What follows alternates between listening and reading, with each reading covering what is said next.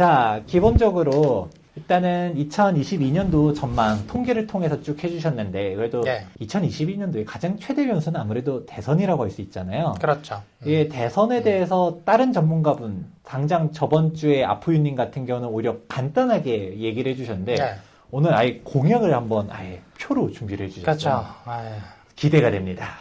그래서 뭐 지금 최근에 급격히 또 지지율이 오르고 계신 우리 안철수 대표님도 계신데 사실은 지금 구도는 여당과 야당의 구도에서 움직이고 있긴 해요. 그래서 그 부분들을 좀 더 깊이 있게 설명을 드리도록 하겠습니다. 예. 그래서 우리가 이제 경제학적으로 보면 지금 더불어민주당은 사실 문재인 정부와 궤를 같이 합니다. 그래서 투기 수요 억제와 관련된 이슈가 하나 있고요. 거기에 실수요자, 무주택자나 1주택자를 보호하려는 정책들을 추진합니다. 이른바 경제학에서 말하는 큰 정부를 추구합니다. 정부가 이것저것 다 좌지우지 하려고 하는 부분들과 관련된 관점이 하나 있고요. 그리고 이제 국민의힘 같은 경우는 아무래도 야당이니까 반대적으로 좀 움직여야 되는 이슈가 있고, 그래서 시장의 원래 기능을 좀 회복을 해야 된다. 그래서 규제를 좀 완화하고 민간 쪽에 좀 자율에 맡겨라 라는 논리가 있습니다. 그래서 일종의 작은 정부를 추구합니다. 시장의 뭐 부분 잘못된 규제들을 좀 철폐를 하자, 이런 관점들이 있는데, 이 부분들을 이제 하나하나 세부적으로 보시면 공급 계획과 관련된 부분을 하나 보시면 똑같습니다. 두 분도 똑같고, 사실 안철수 후보님도 똑같습니다. 임기 내 250만 호 공급 계획. 예. 연간 50만 호씩 공급을 하겠다는 거죠. 그래서 여기서의 특징적인 부분은 연간 50만 호 공급할 때 그 정도 이제 매년 공급하려면 어디서 나와야 되냐는 거죠. 그 물량들이. 그렇죠. 우리가 사실 단적으로 이런 말 해도 될지 안 될지 모르겠지만 김현미 전 국토부 장관님이 막판에 네. 빵뚜아네트라는 예. 오명을 별칭을 좀 얻으셨는데 막판에 이게 빵 같았으면 밤새도록 공장 돌려서 빵 찍어낼 텐데 주택은 사실 그렇게 될 수가 없었다라는 거를 네. 마지막에 밝혔잖아요. 그렇죠. 그러면서 빵뚜아네트가 되셨는데 사실 이게 어떻게 매년 50만 가구를 어떻게 찍어내겠냐. 아니, 어차피 지금 문재인 정부에서 205만 호 공급 계획이 있잖아요. 네. 거기서 이제 이걸 받고 받고 플러스 알파로서 움직이면 되는 거니까. 어차피 현 정부에서 그 205만 호 공급 계획이 이미 나와 있잖아요. 거기에서 플러스 알파로서 하면 되니까 임기 내 250만 호 공급 계획 자체가 뭐 터무니없다, 이렇게 폄하할 필요는 없습니다. 다만 이걸 공급을 하는 그 주체에 대한 인식이 좀 틀려요. 그래서 공급 주체를 보시면 이재명 후보는 아무래도 기본주택 100만 호 공급 계획을 포함해서 공공주도로 공공이 그 주가 되는 거죠. 나를 따라라 하는 형태가 된다면, 지금 윤석열 후보도 그렇고 안철수 후보도 그렇고 민간 쪽에 민관 협동을 추구를 합니다. 그래서 이런 부분에서 큰 차이점이 있고, 그래서 이재명 후보는 기본주택 중심으로 100만 호, 그리고 양질의 임대주택을 공급한다라는 부분들을 공약으로 세웠고, 그리고 윤석열 후보는 원가주택 30만 호, 역세권 첫집주택 20만 호, 총 50만 호 외에 나머지는 분양 위주로 공급을 하겠다 했고, 지금 최근에 안철수 후보는 이제 안심주택이라고 하는 형태,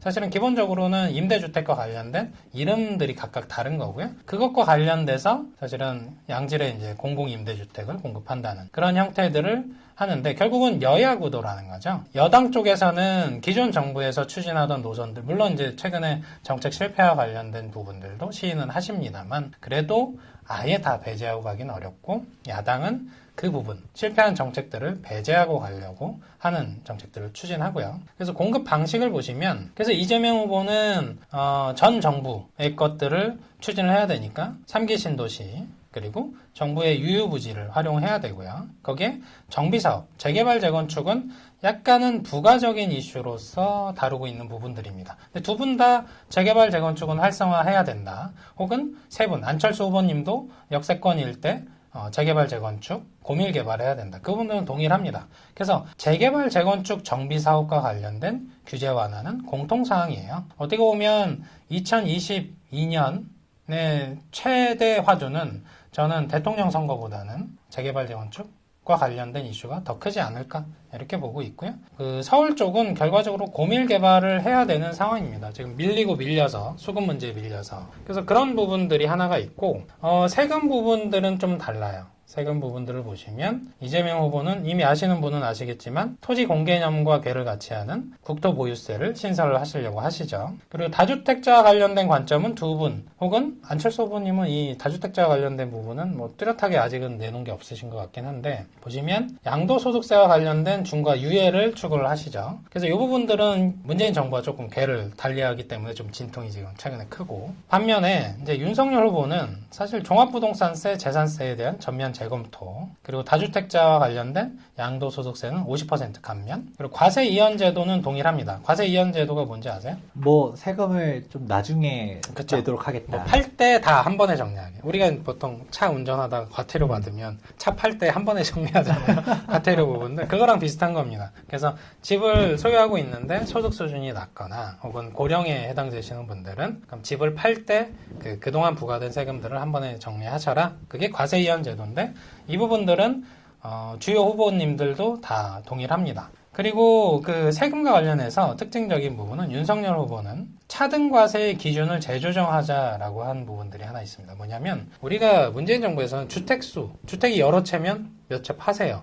이런 관점에서 약간 적폐 혹은 잘못한 부분들로 봤다면 윤석열 후보의 공약에서는 주택 수로 보지 말고 주택 가액으로 보자는 거죠. 그래서 뭐 세 채가 있는데 세 채를 다 합쳤는데 10억이 안 돼. 그러면 이걸 팔아야 되는 거죠. 그러면 근데 한 채만 있는데 한 채가 50억이야. 그러니까 누가 더 여기와 관련된 책임의식이 강해야 되는지에 대한 부분을 설명하는 거고요. 그리고 대출 부분은 두 분 다 혹은 세 분 다 동일합니다. 뭐냐면 서민들은 좀 완화해주자.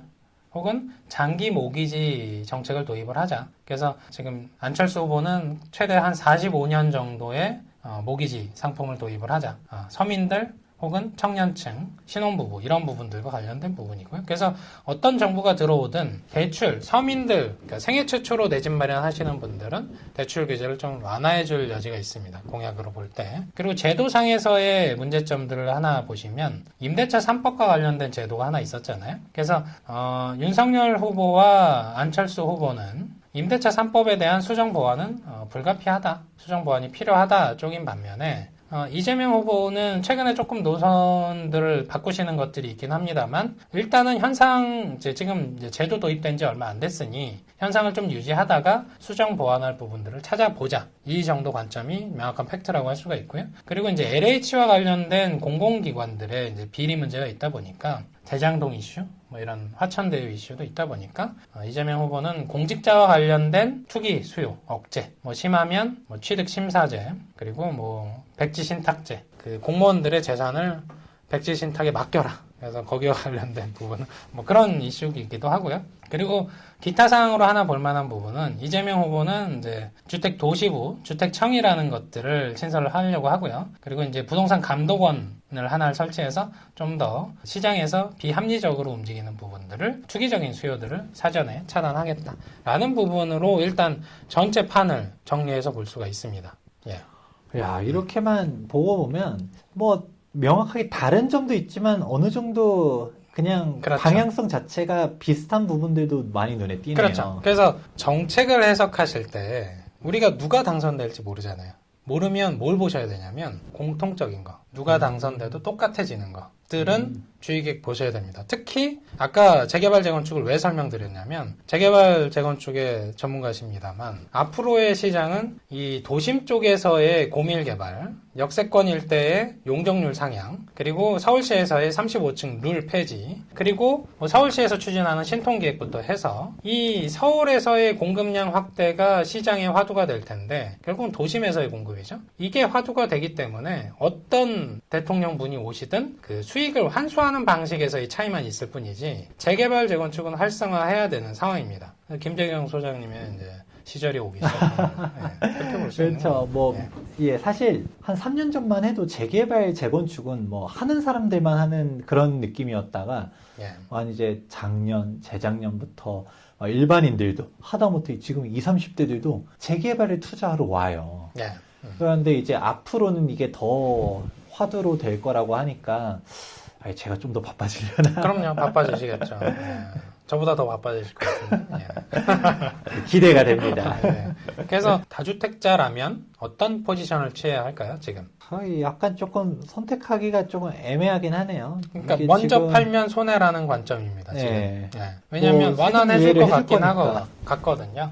그래서 우리가 시장에서 보셔야 되는 부분들은 특히 이제 신축 주택은 어차피 그 아까 인허가를 기준으로 이미 정리가 돼 있다면 기존 주택의 매물량은 사실은 경우에 따라서 많이 나오기도 합니다. 그럼 이제 각각의 주택을 가지고 계신 분들의 관점을 한번 보자는 거죠. 우리가 마무리로 그 부분을 한번 보시면 1주택자 팔까요? 뭐 팔고 할 게 없으니까 안 팔죠.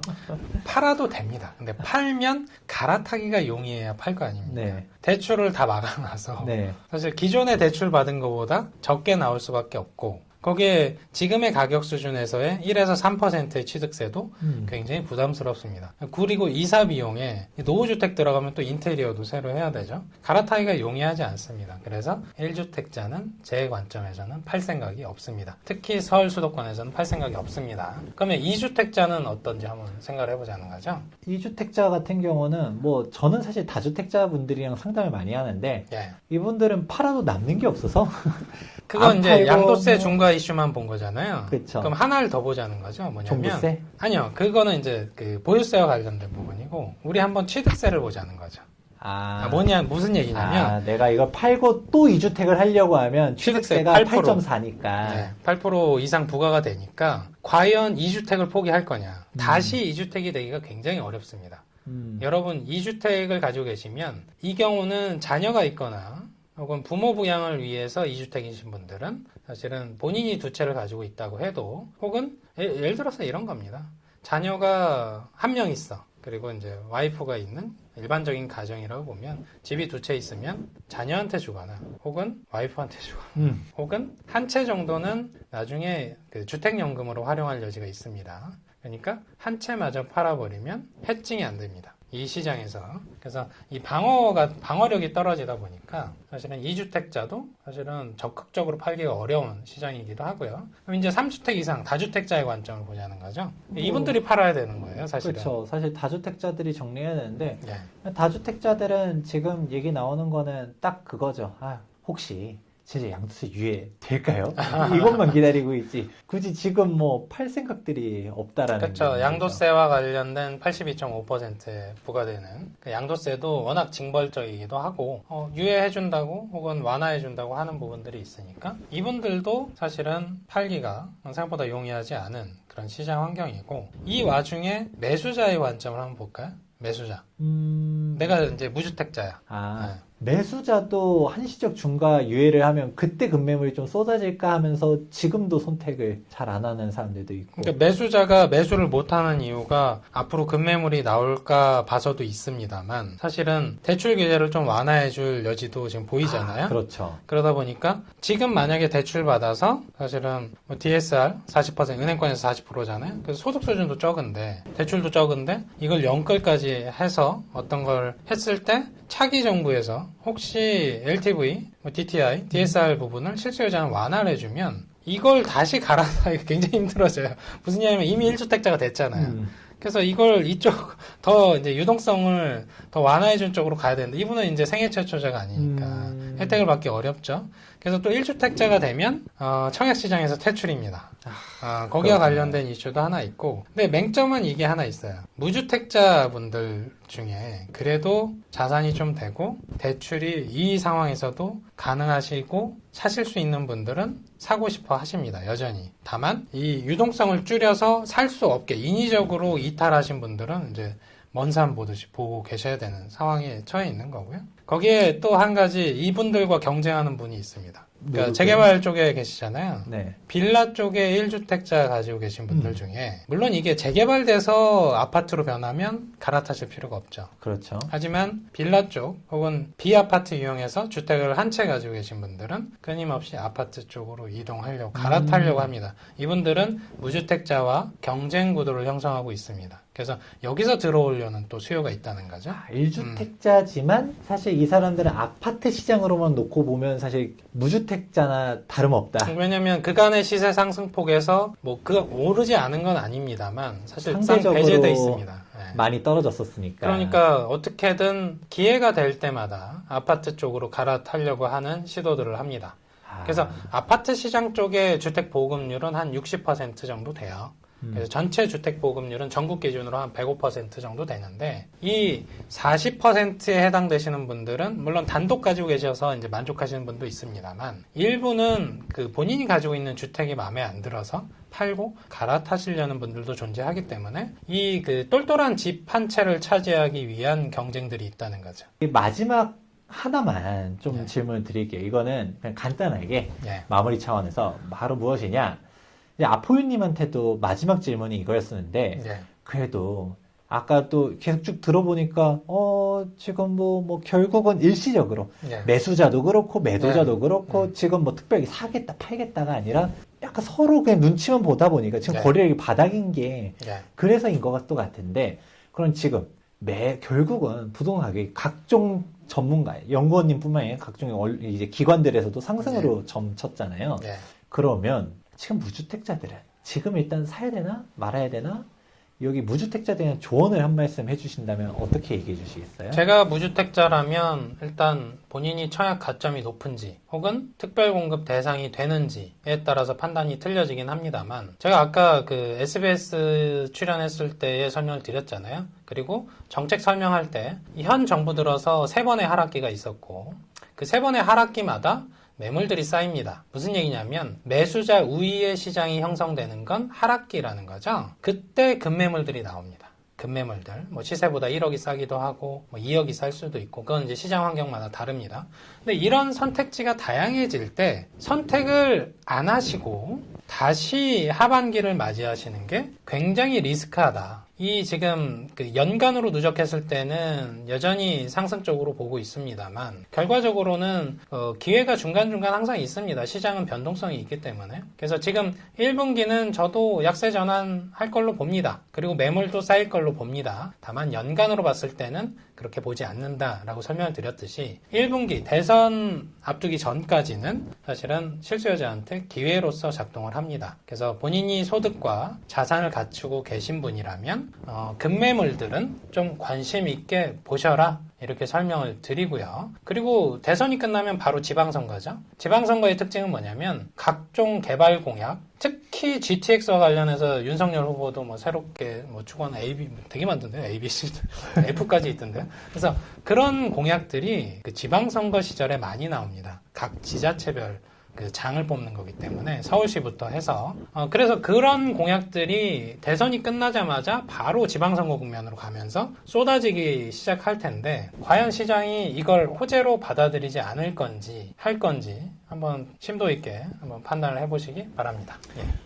사실 핵심이 다 나왔네요. 그래서 네. 오늘 영상에 대해서 조금 부동산 시장을 바라보실 때 도움이 많이 되었길 바랍니다. 그러면 또 이렇게 부동산 통계적인 자료들은 부동산 R114에 많다 보니까 예. 관심 있게 또 찾아보시면 좋을 것 같습니다. 그러면 오늘 영상 여기까지 하면서요. 도움되셨다면 좋아요와 구독하기 눌러주시는 것도 잊지 말아주시기 바랍니다. 지금까지 부동산 주치 김재경 소장과 윤재혜 연구원이었습니다. 시청해주셔서 감사합니다. 감사합니다.